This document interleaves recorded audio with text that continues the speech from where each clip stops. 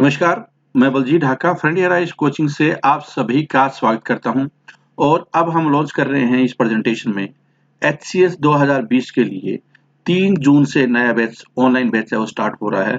उसके बारे में पूरी जानकारी लेंगे, लेकिन इस पूरी प्रेजेंटेशन को ध्यान में रखना, बहुत सारी चीज़ें मैं डिस्कस करूँगा गाइडेंस से रिलेटेड, कौन सी किताबें आप पढ़ सकते हैं, किस तरह का आपका ये जो एग्ज़ाम की स्कीम्स होती है, एग्ज़ैक्टली एग्ज़ाम में आता क्या-क्या चीज़ें हैं, तो मैं बहुत सारी एक्स्ट्रा इन्फॉर्मेशन देने वाला हूँ। थोड़ी सी प्रेजेंटेशन लंबी रहेगी, लेकिन जो बच्चे एचसीएस की तैयारी करना चाहते हैं, जिनका विचार है दिमाग में एचसीएस की तैयारी करने से रिलेटेड, वो इस प्रेजेंटेशन को ज़रूर ध्यान में रखें। पूरी देखें इस प्रेजेंटेशन को। जैसा आप जानते हैं कि आज के टाइम में कोविड-19 कोरोना का कहर है वो जारी है। इस दौरान बहुत सारे आप घर में भी रह रहे हैं और बहुत सारों को ऑफिस भी जाना पड़ रहा है। अनफॉर्चुनेटली कुछ ऐसे भी होंगे जिनकी जॉब जाने की संभावना है, या किसी की जॉब जा भी गई भी होगी। तो इन सारी सिचुएशन में अगर देखा जाए सरकारी जॉब का, स्पेशली अगर जो जिसमें कैपेबिलिटी है हाई जॉब, हायर लेवल की जॉब तैयारी करने की, तो मुझे लगता है कि इन सारी सिचुएशन में, जैसे बार-बार 2008 में भी संकट आया था, फाइनेंशियल क्राइसिस आया था, बहुत सारे लोगों की जॉब गई थी। आज के टाइम में भी ऐसी हालात है, फाइनेंशियल क्राइसिस भी, इकोनॉमिक क्राइसिस भी आया हुआ है और कोरोना का क्राइसिस है, उसमें भी जॉब जा रही है।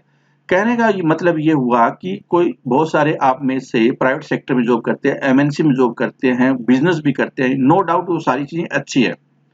लेकिन कुछ लोग ऐसे हैं जिसमें से कि रिस्क टेकिंग कैपेबिलिटी नहीं होती। तो अगर वो जॉब सिक्योरिटी का एक ऑप्शन एक्सप्लोर करना चाहते हैं, तो मुझे लगता है ये एक बिल्कुल राइट टाइम है। बिल्कुल राइट टाइम है, जिससे कि आने वाले टाइम में, जैसे आज कोरोना, कल को 3-4 साल के बाद में कोई इस तरह की और सिचुएशन उत्पन्न हो, तो वहां पे जॉब कम से कम सिक्योर रहे। तो जॉब सिक्योरिटी के लिए गवर्नमेंट जॉब है, मेरे ख्याल से वो बेस्ट ऑप्शन है। आगे चलते हैं। अगर आपको और गाइडेंस चाहिए, बहुत सारी चीजों के बारे में मैंने वीडियो बनाया है, सिलेबस से रिलेटेड पर्टिकुलर किस तरह से क्वेश्चन आते हैं, क्या क्या तैयारी करनी चाहिए, आपको हमारी वेबसाइट पे जाना है, baljeethaka.com। उस साइट पे जाकर एचसीएस 2020 यहाँ पे आपको सर्च करना है, जैसे आपके सामने लिखा हुआ है एचसीएस 2020, यहाँ पे आपको सर्च करना है। और उसके बाद में क्या, जब आप इस पे क्लिक करेंगे तो बहुत सारे आपको आर्टिकल, वीडियो, ये चीजें नजर आएगी। ये जरूर देख लेना अगर आप एचसीएस की तैयारी करना चाहते हैं। पहले जिन्होंने अभी तक तैयारी स्टार्ट नहीं की है, तो उनके लिए क्या है कि भले ही मैं ये नहीं बोलूंगा कि बहुत ज्यादा देर हो गई है, क्योंकि कोरोना की वजह से कहीं ना कहीं एग्जाम है वो थोड़ा टाइम के बाद होगा। नोटिफिकेशन है उसका अभी पता नहीं है कि कब आएगा, लेकिन ये जरूर है कि जब भी नोटिफिकेशन आएगा, ज्यादा समय नहीं होता उस दौरान तैयारी करने का, 2-3 महीने मैक्सिमम मिलते हैं। तो इतने समय में तैयारी करना लगभग लगभग इम्पॉसिबल है। 6 महीने से लेकर 1 साल या 1.5 साल का समय आपको लगता है तैयारी करने में, अच्छे ढंग से तैयारी। तो अगर आप अभी से स्टार्ट करते हैं, कल को 6 महीने 1 साल के बाद भी नोटिफिकेशन आता है, ठीक है, तो आप उसके लिए सबसे उपयुक्त कैंडिडेट के रूप में अपने आप को महसूस करेंगे, ज्यादा कॉन्फिडेंट महसूस करेंगे, आपके ज्यादा चांसेस होंगे रिवीजन करने के, समय को ज्यादा बेटर ढंग से मैनेज कर सकते हैं, क्योंकि आपको चीजें ज्यादातर आ रही है। आपका जो टाइम है वो कम टाइम में सिलेबस कवर हो जाएगा। हालांकि अल्टीमेटली देखा जाए तो काफी समय लग जाता है टाइम में, लेकिन जब रिवीजन करते हैं तो समय ज्यादा उस टाइम में नहीं लगेगा, ज्यादा आप प्रैक्टिस कर सकते हैं। और 2-4 नंबर का फर्क रहता है। जैसे कि अगर 200 नंबर का पेपर है, 200 में से अगर 200 मार्क्स में से लगभग जो कट ऑफ जाती है 127, 130, 135 की रेंज में जाती है। तो जो बच्चे 135 ले रहे हैं और जिन बच्चों का 100 मान लो कट ऑफ गई है 130, तो जो 129 आ गया तो वो तो परमानेंटली बाहर हो गया। और 130 या 135 लेकर है क्या है कि आखिर तक वो एसडीएम भी बन सकता है। मेरा कहने का मतलब है कि 2-4 नंबर का डिफरेंस क्रिएट करने के लिए आपको बहुत ज्यादा मेहनत करनी पड़ती है। वही एक्चुअल में एग्जाम को आपको जॉब की तरफ लगाता है। जो बेसिक सी तैयारी होती है 120-30 नंबर की, वो तो ज्यादातर की वैसे ही होती है। ठीक है, तो आपको अपने आप के लेवल को बढ़ाने के लिए आपको एग्जैक्टली प्रिसाइज तैयारी करनी होती है, ज्यादा रिवीजन करना पड़ता है। अब आता है कि एचएस की एग्जाम है वो है क्या। तो जैसे यूपीएससी कंडक्ट करती है आईएएस, आईपीएस, आईएफएस, इस तरह की जो पोस्ट के लिए जो ए ग्रेड की पोस्ट होती है सेंटर में, उसी तरह से क्या है होता है कि हर स्टेट का एक सर्विस कमीशन होता है, पब्लिक सर्विस कमीशन होता है, जिसमें सबसे बड़ी जॉब, जैसे कि हरियाणा की बात करें तो वहाँ एसडीएम है, एचसीएस के जरिए एसडीएम लग सकते हैं आप, डीएसपी लग सकते हैं, एक्साइज ऑफिसर है, ईटीओ जिसको बोलते हैं, एक्साइज एंड टैक्सेशन ऑफिसर वो लग सकते हैं, तहसीलदार है। तो ये बड़ी जो पोस्ट होती है हरियाणा से रिलेटेड, उसके बाद प्रमोशन के जरिए आप आईएएस बन सकते हैं। एचसीएस से आईएएस की प्रमोशन होती है। Who can prepare this exam? इस एग्जाम को चाहे आपकी उम्र 21 साल है या आपकी उम्र 42 साल, 21 साल से लेकर 42 तक आप ग्रेजुएट हैं, आपकी कोई क्वालिफिकेशन है, चाहे इसमें बीएड हो, बीटेक हो, एमबीबीएस हो, बीडीएस हो, बीबीए हो, बीए हो, कोई भी इस एग्जाम की तैयारी कर सकता है। कोई भी एग्जाम की इसके लिए अप्लाई कर सकते हैं। कोई एक्सपीरियंस की आवश्यकता इसमें नहीं होती, तैयारी की आवश्यकता होती है। आप कितने ढंग की, कितने अच्छे लेवल की तैयारी करते हैं। एज लिमिट का जैसे मैंने जिक्र किया 21 से 42 साल जनरल कैटेगरी की, और उसके बाद में क्या है 3 साल 5 साल जैसे रिजर्वेशन होती है ओबीसी और एससी की, उसके अनुसार इसमें आगे रिजर्वेशन मिलती है। एजुकेशन क्वालिफिकेशन का जहां तक सवाल है, जैसे थोड़ी देर पहले मैंने बात की थी, आपकी एजुकेशन क्वालिफिकेशन ग्रेजुएशन पास होनी चाहिए। तो जब भी आपका नोटिफिकेशन आया उस टाइम में आपकी क्वालिफिकेशन है, या उस टाइम में वो दे दिया जाता है कि 1 तारीख से काउंट होगी या 1 अगस्त से काउंट होगी, 1 जनवरी से काउंट होगी। तो अभी इस पे आप ये मानकर चलिए कि आपकी जो क्वालिफिकेशन है वो आप ग्रेजुएट होना जरूरी है और पास होना जरूरी है, न कि अप्लाई वाला, न कि जिसका रिजल्ट वेटेड है। तो ये आप जरूर ध्यान में रखिए। नंबर ऑफ अटेम्प्ट, कितने भी आप अटेम्प्ट दे सकते हैं। जैसे यूपीएससी में नंबर ऑफ लिमिट होते हैं, 6 अटेम्प्ट, 9 अटेम्प्ट, अनलिमिटेड अटेम्प्ट, ऐसे वहां पे स्लॉट होते हैं। तो यहाँ पे क्या है कि नंबर ऑफ अटेम्प्ट, आप कितनी बार, अगर आज तैयारी स्टार्ट करते हैं आप, इस बार मान लो आपका नहीं होता है, उसके बाद अगली बार भी नहीं होता है, तो इस तरह से आप जब तक कि आपका सिलेक्शन हो, आप 42 साल की उम्र तक ये एग्जाम दे सकते हैं। ठीक है। कई बार क्या होता है कि फर्स्ट अटेम्प्ट में हो जाता है, कई बार 2-3 अटेम्प्ट लग जाते हैं, कई बार 5-6 अटेम्प्ट भी लग जाते हैं। तो आपको इसके लिए तैयार मेंटली रूप से रहना पड़ेगा। जब बड़ी जॉब होती है तो आपको थोड़ा सा लॉन्ग टर्म हॉरिजॉन्टल लेकर चलना पड़ता है। एग्जाम कब और कैसे, कहाँ पे होता है इसका एग्जाम? इसका एग्जाम है, आमतौर पे देखो जो बाकी स्टेट सर्विसेज है, हर साल उसका एग्जाम होने स्टार्ट हो गए। अब ये उम्मीद हरियाणा से भी की जाती है, जैसे एचएसएससी एग्जाम भी रेगुलर होते हैं, तो एचएस के एग्जाम भी रेगुलर हो। लेकिन कोरोना वगैरह की वजह से क्या है, कहीं ना कहीं थोड़ा बहुत एग्जाम है डिले हो सकता है, लेकिन आपको तैयारी पे अपना फोकस करना चाहिए। ये एग्जाम कभी भी हो सकता है, अगले साल स्टार्टिंग में हो, अगले साल के मध्य में हो, इस साल के आखिर में हो, लेकिन आपको तैयारी करनी चाहिए। कहाँ पे होता है ये एग्जाम? हरियाणा में इसका कहीं कहीं सेंटर होता है, चंडीगढ़ हो सकता है, पंचकुला हो सकता है, रोहतक हो सकता है, कहीं पे भी इसका आमतौर पर क्या पंचकुला और चंडीगढ़ में इसका होता है। तो जो बाहर रह रहे हैं, इस वीडियो देख रहे हैं, तो ऑब्वियसली क्या हरियाणा में उनको आकर एग्जाम देना पड़ेगा उस टाइम में। बहुत सारे जो ऐसे भी है जिन्होंने अमेरिका में रह रहे हैं, ऑस्ट्रेलिया में रह रहे हैं, उन्होंने इस कोर्स को ज्वाइन किया, बॉम्बे में रह रहे हैं, उनको इस कोर्स को ज्वाइन किया। तो मैं समझता हूँ कि बहुत सारे ऐसे होते हैं जो बाहर रहते हैं, वापस हरियाणा में आना चाहते हैं, कोई अच्छी उनको जॉब मिलती है, गवर्नमेंट जॉब स्पेशली अच्छी, जिनमें पावर हो, पोजीशन हो, तो वो लेने की कोशिश करते हैं। ऐसा कई बार देखने को मिलता है, तो आप भी उसमें एक हिस्सा हो सकते हैं। एग्जाम स्कीम स्टेजेस, कितने स्टेजेस में ये एग्जाम होता है? पहले देखो 3 स्टेजेस में एग्जाम होता है। पहले होता है प्रीलिम्स, फिर होता है मेंस, और फिर उसके बाद होता है इंटरव्यू। प्रीलिम्स होता है, स्क्रीनिंग होता है। कहने का मतलब है कि इसमें जो नंबर आते हैं, मान लो कट ऑफ गई है 130, 140 या जितने भी कट ऑफ गई है, ये जो नंबर होते हैं ये मेंस और इंटरव्यू में काउंट नहीं होते। जो फाइनल मेरिट बनती है वो मेंस प्लस में इंटरव्यू दोनों को मिलाकर फाइनल में मेरिट बनती है। तो कहने का मतलब है कि एक्चुअल में देखा जाए तो मेंस की प्रिपरेशन बहुत ज्यादा मायने रखती है। हम देखेंगे क्या क्या उसमें तैयारी करना होता है, और इंटरव्यू का रोल होता है। 600 नंबर का मेंस का एग्जाम होता है और इंटरव्यू होता है 75 का। तो कुल मिलाकर क्या है, मेंस में अगर किसी ने परफॉर्मेंस किया उसी के अनुसार उसकी अल्टीमेटली परफॉर्मेंस तय होती है कि कहाँ पे वो स्टैंड कर रहा है, उसके अनुसार उसको वो मिलता है, पोस्ट मिलती है। What is prelims? प्रीलिम्स में क्या क्या होता है, क्या है एक्चुअल में? देखो ये पहली स्टेज है, 3 स्टेजेस में से 2 पेपर इसमें होते हैं। वो इसलिए मायने रखता है प्रीलिम्स, क्योंकि अगर आप प्रीलिम्स क्वालिफाई नहीं कर पाए तो मेंस में आपकी परफॉर्मेंस या आपकी जो स्किल्स है कितनी अच्छी है उसका कोई मतलब नहीं है, कि मेंस तो आप लिख ही नहीं पाएंगे, बैठ ही नहीं पाएंगे उस एग्जाम में। तो प्रीलिम्स में 2 पेपर होते हैं, एक सीसेट का पेपर होता है, एक जनरल स्टडी का पेपर होता है। जो जनरल स्टडी का पेपर होता है उसमें जितने भी जनरल स्टडी से सब्जेक्ट होते हैं, जैसे कि हिस्ट्री है, ज्योग्राफी है, पॉलिटी है, इकोनॉमिक्स है, फिजिक्स है, केमिस्ट्री है, बायोलॉजी है, या नेशनल इंटरनेशनल जो घटनाएं घटित हो रही हैं, आर्ट कल्चर हेरिटेज है, इन्वायरमेंट से रिलेटेड है, पॉल्यूशन से रिलेटेड, इकोलॉजी से रिलेटेड, बीमारियों से रिलेटेड, मिसलेनियस जो जीके होती है अवार्ड से रिलेटेड, करंट अफेयर्स के क्वेश्चन है, और कुछ क्वेश्चन है हरियाणा जीके से रिलेटेड भी आते हैं। उसके अलावा आता है जहां तक, अच्छा इस वीडियो को अगर जो हरियाणा से रिलेटेड नहीं है वो दूसरे लोग देख रहे हैं, तो मैं ये बता देता हूँ, जैसे कि जीके में अगर हम बात करें प्रीलिम्स में, राजस्थान का एग्जाम दे तो वहां पे राजस्थान जीके बहुत ज्यादा आती है। हरियाणा में ऐसा नहीं है, हरियाणा यूपी में ऐसा नहीं है। यूपी में भी यूपी पीसीएस में नामात्री क्वेश्चन आते हैं यूपी से, ज्यादातर क्वेश्चन होते हैं वो जनरल होते हैं, जैसे कि यूपीएससी के क्वेश्चन होते हैं। तो उसी तरह से हरियाणा में भी कोई ज्यादा क्वेश्चन हरियाणा जीके के नहीं आते, इसलिए अननेसेसरी इस पे बहुत ज्यादा फोकस या टेंशन लेने की आवश्यकता जरूरत से ज्यादा नहीं होनी चाहिए। जहां तक सी सेट का सवाल है, सी सेट है वो क्वालिफाइंग नहीं है। कई स्टूडेंट इसको कंफ्यूज कर देते हैं यूपीएससी के साथ में या यूपी पीसीसी या दूसरे एग्जाम के साथ में। हर स्टेट का अपना अपना सिलेबस होता है, अपनी अपनी पॉलिसी होती है कि उन्होंने किस आधार पे ये रखा है। हरियाणा में सी सेट है वो क्वालिफाइंग नहीं है, इसके नंबर काउंट होते हैं। और ये अच्छी बात भी है, जो स्टूडेंट्स है जिनके मैथमेटिक अप्रोच अच्छी है, जिनकी एनालिटिकल स्किल्स अच्छी है, तो उनको बहुत बड़ा इसमें एज भी मिल जाता है।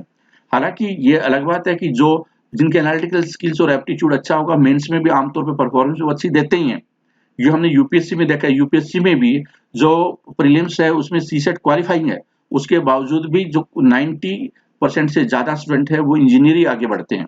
तो कहीं कहीं एनालिटिकल स्किल्स का रोल ज्यादा होता है और वो इस पेपर में रिफ्लेक्शन आ जाता है।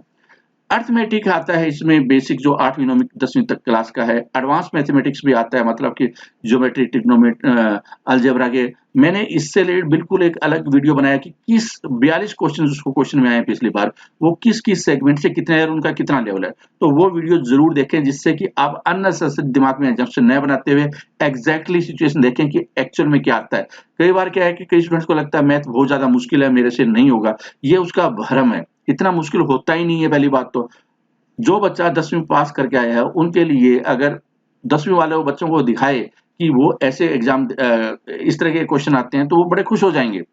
मेरा ये कहने का मतलब है कि अननेसेसरी कि मैथ नहीं आता, इस बात को मुद्दा बनाने की बजाय चीजों को सीखिए, मैथमेटिकल स्किल्स को डेवलप कीजिए, और ज्यादा मुश्किल है नहीं है।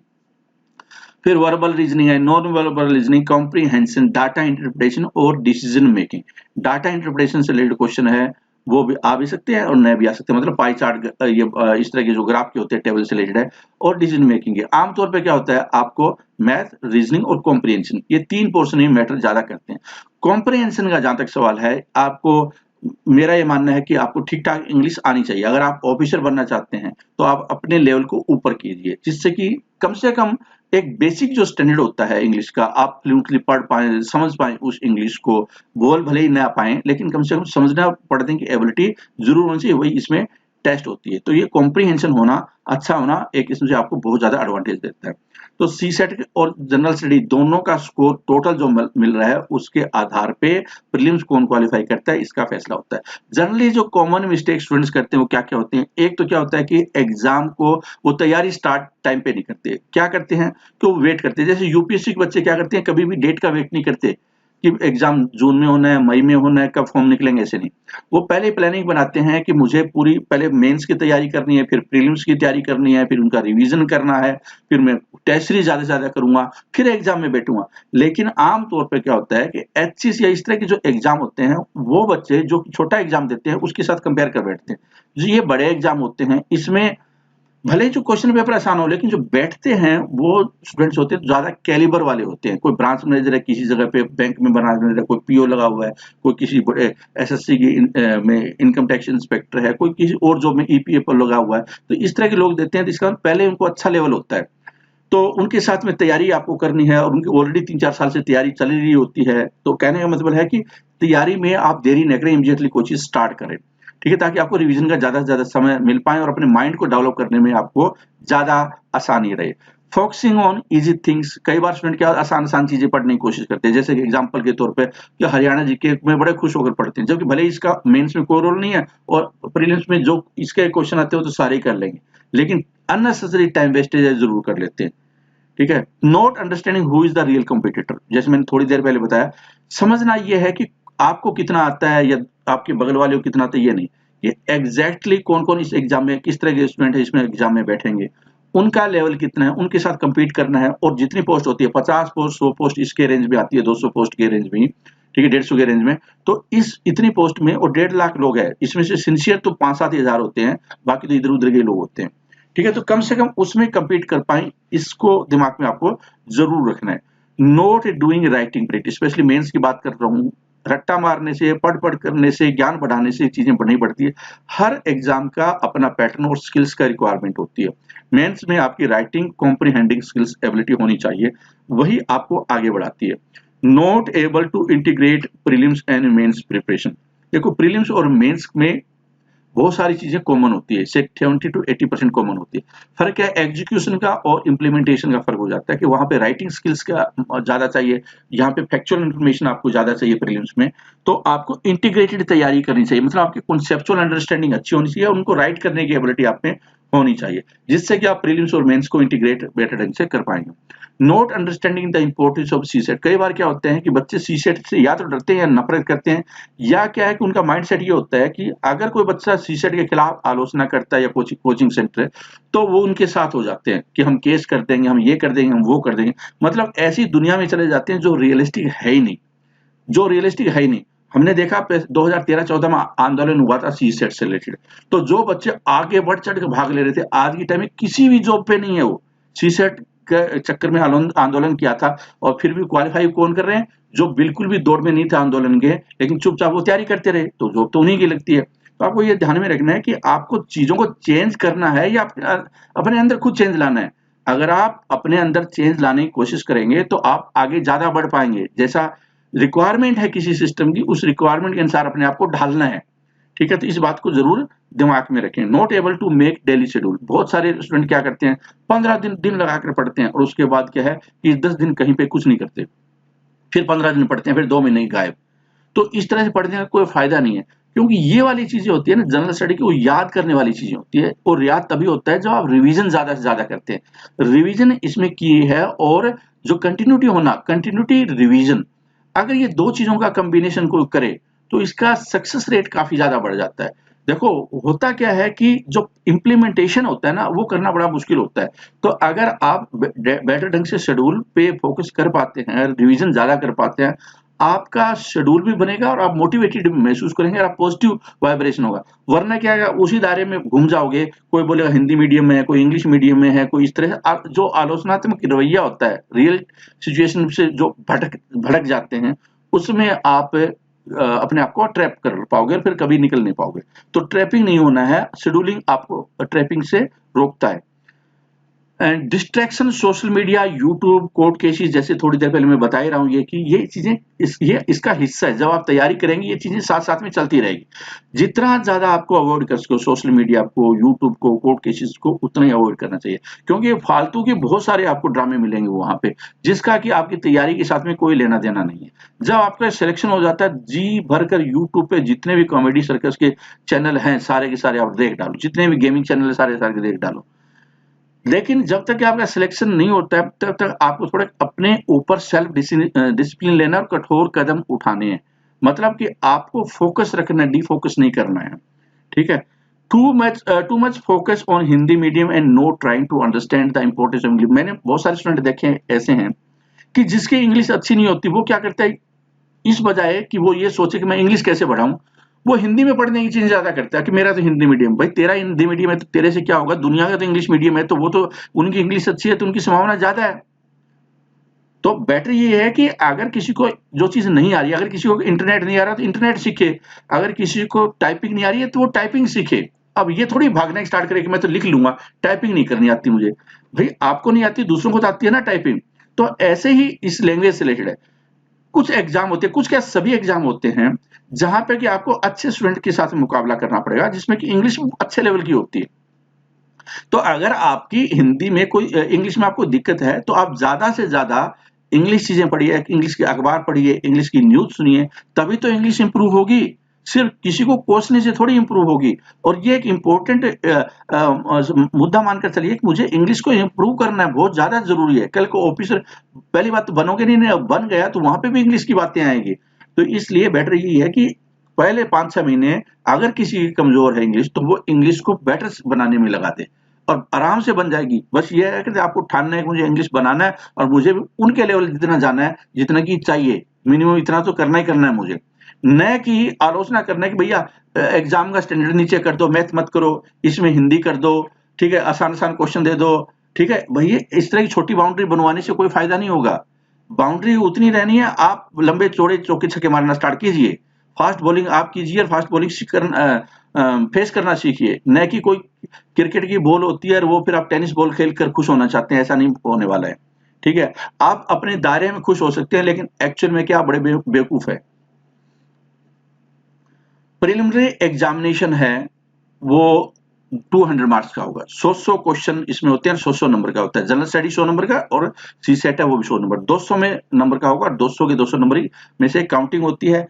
इसमें आपकी नेगेटिव मार्किंग भी होती है, जैसे यहाँ पे लिखा हुआ 0.25 नेगेटिव मार्किंग। 2 घंटे का टेस्ट होता है, मतलब ये सी सेट का, और 2 घंटे का ही जनरल स्टडी का होता है। आमतौर पर जनरल स्टडी में कोई ज्यादा दिक्कत नहीं आती, 100 क्वेश्चन 2 घंटे में आराम से अटेम्प्ट हो जाते हैं। लेकिन सी सेट में आपको अगर अच्छी प्रैक्टिस है, आपको मैथमेटिक्स की अप्रोचेज पता है, रीजनिंग अप्रोचेज पता है, कॉम्प्रिहेंसिव अखबार वगैरह बहुत तेज गति से आपने पढ़ा है, इंग्लिश आपकी ठीक ठाक है, तो कहीं ना कहीं क्या है कि आप इसको फिर 2 घंटे में आसानी के साथ कर पाएंगे, वरना आपके लिए ये सिर दर्द होगा अगर आपने इसकी प्रैक्टिस नहीं की तो।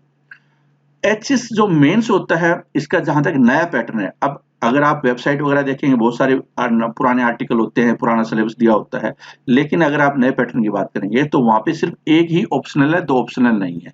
जनरल स्टडी और 200 मार्क्स की, इंग्लिश का पेपर 100 मार्क्स का और हिंदी का पेपर भी 100 मार्क्स का, और ये तीनों पेपर है वो कंपलसरी है, मतलब हिंदी इंग्लिश में मेरिट में भी काउंट होना है आपको, और जनरल स्टडी में तो ऑब्वियसली होना ही है। तो आपको कुल मिलाकर क्या है कि हिंदी में भी बहुत अच्छा होना है, इंग्लिश में भी बहुत अच्छा होना है, जनरल स्टडी में होना है, और एक ऑप्शनल पेपर आपको लेना है।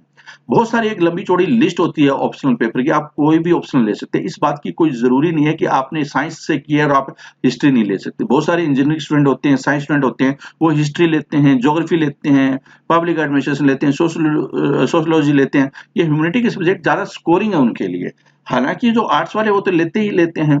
ठीक है, तो इस बात का कि आपका बैकग्राउंड क्या है ग्रेजुएशन में, ये कोई मैटर नहीं है, कोई भी कोई सब्जेक्ट है लिया जा सकता है, और एक सब्जेक्ट आपको लेना है। ठीक है, और जो लेवल होता है उसका वो ग्रेजुएशन टाइप का होता है, तो आमतौर पे कोई ज्यादा मुश्किल नहीं होती है अगर आप जैसे कि ज्योग्राफी, हिस्ट्री या इस तरह के जो रेलिवेंट टाइप के सब्जेक्ट ले लेते हैं, क्योंकि आपको जनरल स्टडी तो पढ़नी ही पढ़नी होती है, तो थोड़ा और 20-25% अगर आप और पढ़ लेते हैं। अगर आप सिलेबस देखेंगे एज तो वहां पे आपको बहुत डिटेल में सिलेबस नजर आएगा, लेकिन जब आप पेपर देखेंगे तो बहुत आसान सा नजर आएगा। तो आपको ज्यादा बहुत डीप में भी इतने पढ़ने की आवश्यकता नहीं है। पढ़ना क्या आपको कि आपको प्रैक्टिस करनी है, मतलब आपका स्कोर करने की एबिलिटी हो, न कि आप ज्ञान कितना आप में, इसका कोई चेकिंग नहीं होने वाले मेंस में। ध्यान रखिए, सेंटेंस बहुत ज्यादा इंपॉर्टेंट है कि आप कितने ज्ञानी हो, आपके लिए कोई मायने नहीं रखता है एग्जाम। ये एग्जाम उनके लिए नहीं है, ये एग्जाम उनके लिए है कि जितना आप प्रेजेंट कर सकते हो बेटर ढंग से, एक अबो एवरेज भी एक इंसान है वो बहुत अच्छा स्कोर कर सकता है। तो इस बात का ध्यान रखें। कई बार आप अपने अड़ोस पड़ोस में देखते हैं, यार इतना इंटेलिजेंट बंदा, इतना नॉलेजेबल बंदा, इसका ही नहीं हुआ। एक्चुअल में क्या आप ये नहीं देख पा रहे, उसका नॉलेज चेक कर रहे हैं, आप स्किल चेक नहीं कर रहे हैं उसकी। तो आपको स्किल्स भी देखनी है कि बंदन में एबिलिटी है क्या, पैराग्राफ लिखवा कर देखिए, उसी पता चल जाता है। कई बार कई बच्चे मतलब एक पैराग्राफ लिखने के लिए बोल दिया जाए उनको कि भाई 200 वर्ड्स में इस टॉपिक पे आप लिख दो, तो वो लिख नहीं पाते, वैसे नॉलेज बहुत है। तो आप ऐसे कंफ्यूजन में मत रहिए, आपको लिखने वाली एबिलिटी है वो डेवलप करनी है, वो मेंस में आपको डिसाइड करता है। जहां तक बुक्स का सवाल है, अगर आप कौन सी बुक पढ़ें, तो देखो एनसीईआरटी एक इंपॉर्टेंट होता है, बेस होता है, लेकिन अगर आप कोई कोचिंग सेंटर ज्वाइन कर रखा है आपने या करना चाहते हैं, तो मुझे लगता है कि वो इंटीग्रेट करके चलते हैं, तो उसमें फिर आपको अननेसेसरी एनसीईआरटी पे बहुत ज्यादा फोकस करने की जरूरत नहीं है, क्योंकि वो ऑलरेडी कवरेज होती है उसमें। ठीक है, लेकिन हर अलग अलग कोचिंग सेंटर का अपना अपना हो सकता है, मैं उस पर नहीं बात करूंगा। मैं तो ये बता रहा हूँ कि आप ये चीजें पढ़ सकते हैं अगर किताब पढ़ना चाहते हैं तो। ज्योग्राफी की चौथी क्लास से लेकर 12वीं क्लास की एनसीईआरटी बहुत ज्यादा इंपॉर्टेंट है। ज्योग्राफी के बहुत सारे क्वेश्चन आते हैं, इनफैक्ट सबसे ज्यादा इंपॉर्टेंट सब्जेक्ट होता है वो ज्योग्राफी होता है। तो कई बच्चे तो इस ज्योग्राफी की इतने वेटेज होते हैं, सोचते हैं कि मेंस में भी हम ज्योग्राफी ले लेते हैं, तो इतना सिग्निफिकेंट ये सब्जेक्ट है। Geography of India by Majid Husain, world geography Majid Husain, certificate physical and human geography G C Leong, Oxford school atlas, ये मिनिमम रिक्वायरमेंट है। इस तरह की चीजें आपको जरूर पढ़नी चाहिए अगर आप किताब पढ़ना चाहते हैं तो। जहां तक हिस्ट्री का सवाल है, तो आर एस शर्मा एंशिएंट में पढ़ सकते हैं, मिडियल में आप Satish Chandra, modern stream Bipin Chandra, spectrum, art and culture में नितिन सिंघानिया, एनआईएस जो नेशनल ओपन इंस्टीट्यूट होता है उसकी बात हो रही है यहाँ पे, और गवर्नमेंट की जो वेबसाइट है जो आपके सामने एड्रेस लिखा है वो वेबसाइट है, वो काफी ज्यादा इंपॉर्टेंट है। जहां तक पॉलिटी का सवाल है, तो 10वीं से 6ठी से 12वीं क्लास तक की एनसीईआरटी जरूर पढ़ी जा सकती है। पॉलिटी एंड गवर्नेंस से रिलेटेड जो मुद्दे हैं उस पे एम लक्ष्मीकांत है वो भी पढ़ी जा सकती है, वो भी जरूरी है। इनफैक्ट क्या है कि जो तैयारी करते हैं हर स्टूडेंट है वो एम लक्ष्मीकांत है जरूर पढ़ता है, बहुत इजी सी किताब है। डीडी बसु है वो आप थोड़ी सी लैंग्वेज थोड़ी मुश्किल हो सकती है, वो भी चाहे तो आप पढ़ सकते हैं। पीआरएस है वो भी जो कि गवर्नमेंट का एक पोर्टल है, उसको आप फॉलो कर सकते हैं, जो इसमें कि करंट अपडेट्स आते हैं इंडियन पॉलिटी और जो पार्लियामेंट है उससे रिलेटेड। जहां तक इकोनॉमिक्स का सवाल है तो 9वीं 10वीं में ज्यादा होती नहीं है, थोड़ी बहुत होती है तो आप पढ़ सकते हैं। 11वीं 12वीं एनसीईआरटी काफी ज्यादा इंपॉर्टेंट हो जाती है। रमेश सिंह संजीव वर्मा ये किताबें पढ़ सकते हैं। इकोनॉमिक सर्वे आपको जरूर देख लेना चाहिए। बजट है उस पर नजर रखनी जरूरी है, क्योंकि इससे क्या होता है कि आपकी एबिलिटी है वो थिंकिंग प्रोसेस की इकोनॉमिक सर्वे और बजट की उसमें डेवलप होती है। राइटिंग कहीं ना कहीं आप जब लिखते हैं तो फैक्ट आपके दिमाग में आने स्टार्ट हो जाते हैं। जनरल साइंस का जहां तक सवाल है एनसीईआरटी 10वीं तक तो आनी चाहिए, और सिलेक्टिव टॉपिक जो कि अप्लाइड साइंस से रिलेटेड होते हैं, जैसे कि बायोटेक्नोलॉजी, नैनो टेक्नोलॉजी है, या इस तरह के जो भी टॉपिक होते हैं, जंग लगना है, ठीक है, किंगडम से रिलेटेड है, तो वो आपको जरूर थोड़े बहुत आना चाहिए, उसका नॉलेज भी। एमसीक्यू है अदर कॉम्पिटेटिव एग्जाम के लिए बहुत ज्यादा इंपॉर्टेंट है। इनफैक्ट क्या है, एमसीक्यू बगैर आपको कितना ही नॉलेज लो, थोड़ी देर पहले मैं एक बात बता रहा था कि नॉलेज से आप किसी को ऐसे नहीं कर सकते कि एग्जाम क्वालिफाई होगा या नहीं होगा उसका। एक्चुअल में कई बच्चे को एवरेज नॉलेज होता है, लेकिन उसकी एप्लीकेशन बहुत अच्छी होती है, तो वो एमसीक्यू में भी बहुत अच्छा अटेम्प्ट करते हैं। भले ही उनको देखने में आपको लगेगा बात करने में इनको कोई ज्यादा नॉलेज नहीं है, लेकिन वो उनका स्कोर बहुत अच्छा होता है। तो आपको स्कोर बढ़ाना है, एमसीक्यू आपको ज्यादा से ज्यादा करने चाहिए। जनरल स्टडी के एमसीक्यू बहुत सारे क्वेश्चन रेलवे में, एसएससी में भी आते हैं, जो कि बहुत आपको मदद करेंगे एसएससी जो एचसीएस के एग्जाम को क्रैक करने में। एचसीएस में क्वेश्चन होते हैं आमतौर पे, वो होते हैं फैक्चुअल टाइप के क्वेश्चन होते हैं अभी तक जो आए। हो सकता है आने वाले टाइम में स्टेटमेंट और कॉन्सेप्चुअल टाइप के ज्यादा आए, लेकिन फिर भी क्या है कि कम से कम आपको 30-40% तो किसी भी हालत में एमसीक्यू इसमें फैक्चुअल टाइप को आपको देखने को ही मिलेंगे।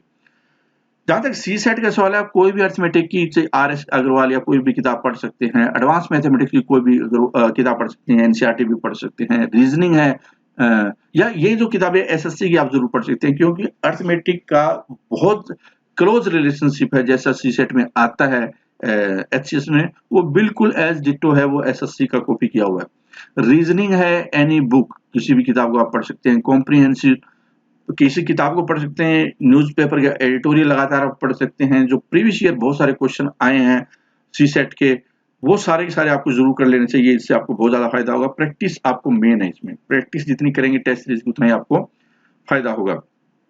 आप क्या है कि फ्रंटियर आईज का एक तो ये तरीका है कि आप इतनी किताबें खरीद लें इन सारी चीजों की, और इसमें मेंस की और हिंदी इंग्लिश या इन चीजों की मैंने नहीं बताई, और ये जनरल स्टडी की जो मेंस पर्सपेक्टिव है उसमें तो आपको ज्यादा अखबार का इस्तेमाल करना है, क्योंकि उसमें ज्यादातर करंट चीजें आती है।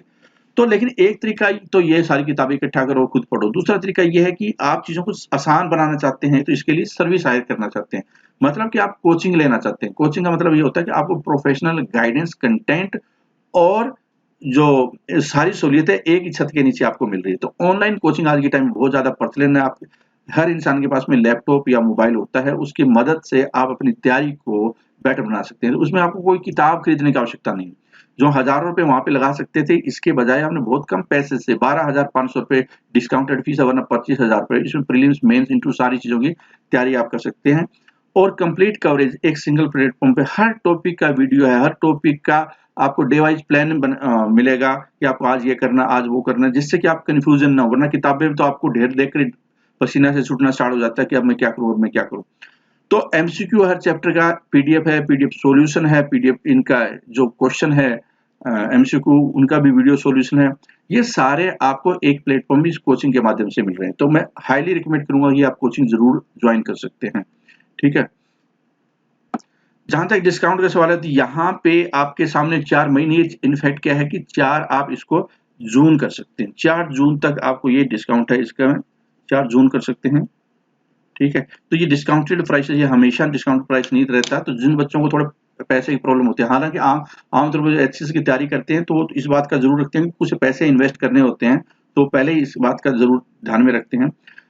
तो इस कोचिंग को आप ज्वाइन करके अपनी तैयारी को आप बेटर जरूर बना सकते हैं। इस तरह से आपको डे वाइज शेड्यूल है मिलेगा, जैसे कि आपके लेफ्ट साइड में डे लिखा हुआ कि आप इस डेट को ये पढ़ना है, आपको ये साथ में आपको वीडियो है, पीडीएफ है, डेली टेस्ट है, वो सारे के सारे इस तरह से आपको मिलने वाले हैं। जैसे कि आपके सामने पॉलिटी है, जैसे 3 या 4 सब्जेक्ट स्टार्ट हो जाते हैं एक साथ में, पॉलिटी स्टार्ट हो गए, फॉर एग्जाम्पल ज्योग्राफी है, आर्ट एंड कल्चर, फिजिक्स है। तो इन सब के एक दिन में 4-5 घंटे अगर लगाते हैं अगर आपकी स्पीड अच्छी है, वरना 5 से 7-8 घंटे भी लग सकते हैं। आपको स्पीड भी बढ़ानी है, स्पीड बढ़ानी है आपको और साथ में रिवीजन करना है, ये 2 बातें बहुत ज़्यादा महत्वपूर्ण है। जिस बच्चे की स्पीड होगी, आपकी रीडिंग स्पीड है, उनको बहुत ज़्यादा फ़ायदा होता है और वो एग्ज़ाम क्रैक करने की एबिलिटी उनकी ज़्यादा डेवलप हो जाती है। तो आप धीरे-धीरे पढ़ने के बजाय, स्लो-स्लो करने के बजाय में आप थोड़ा जोश लाइए अंदर और फ़ास्ट पढ़ने की कोशिश कीजिए। फ़ास्ट का मतलब कि जो चीज़ें 10 घंटे में पढ़ी जा सकती है, 3-4 घंटे में कंप्लीट कीजिए और रिटेन भी कीजिए। ठीक है? ये जॉइन कहाँ से करना है आपको कोर्स? हमारी वेबसाइट है फ्रंटियर आईएएस की baljeedhaka.com, उस साइट पे जाना है आपको और वहाँ पे जाकर आवर कोर्सेज़ पे आप जा सकते हैं या आपको वहाँ पे आपको किसी इस कोर्स पे जाएँगे आवर कोर्सेज़ पे, तो वहाँ पे आपको सारी चीज़ें मिल जाएगी। इस तरह से कोर्सेज़ की लिस्ट होगी, आप उस कोर्स को जॉइन कर लेना है। एचएस प्रीलिम्स, मेंस और इंटरव्यू इसमें सब कुछ कवर है। आपको एक्स्ट्रा इसके अलावा कुछ भी नहीं करना है। जो ऑप्शनल सब्जेक्ट है वो भी इसमें पूरे कवर करवाए जाते हैं। राइटिंग प्रैक्टिस वगैरह सारी चीज़ें इसमें होगी और टेस्ट सीरीज़ भी सारे इसमें इंक्लूडेड है। अलग से आपको कोई चीज़ खरीदने की आवश्यकता नहीं पड़ेगी फिर कभी भी। जहाँ तक सवाल है कि अगर आपको कोई क्वेश्चन है, आप चीज़ समझ नहीं पाए हैं, तो ये हमारे नंबर है। इस नंबर पे आप कॉन्टैक्ट कर सकते हैं। हमारी जो सपोर्ट टीम है ये उसके नंबर है और dhakabaljeet@gmail.com इस पे आप लिख सकते हैं। अगर आपका जो मुद्दा आपके दिमाग में है, हमारी टीम इसको जवाब दे देगी। तो ये था पूरी जानकारी। मैं उम्मीद करता हूँ ये एचएस की पूरी जानकारी, लेकिन ये जो मैंने आपको बताया है कि स्टार्टिंग में आपको ये वाले वीडियो ये सारे एक बार ज़रूर देख लेने चाहिए। आपको बहुत सारा इसमें फ़ायदा होने वाला है। इससे ज़्यादा डिटेल आपको कहीं पे भी नहीं मिलेगा गाइडेंस का जहाँ तक सवाल है। ठीक है? इस क्लास में इतना ही, इस प्रेजेंटेशन में इतना ही। Thank you very much for watching this. All the best.